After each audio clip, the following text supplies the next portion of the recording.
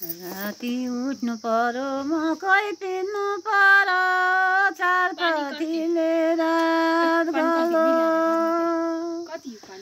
हातो फुक्ली गयो मानी बाँची गयो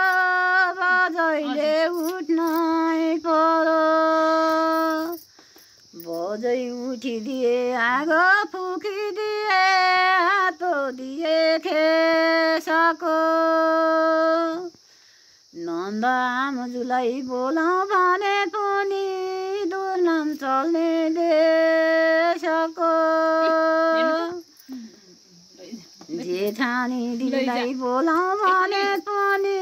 बालो होला साथमा देउरानी बुनीलाई बोलाऊ भने पनि देवर होलान् साथमा सुरै शीतले गरौँ भने पनि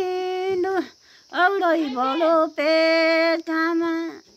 नन्द आमाजुलाई बोलाऊ भने पनि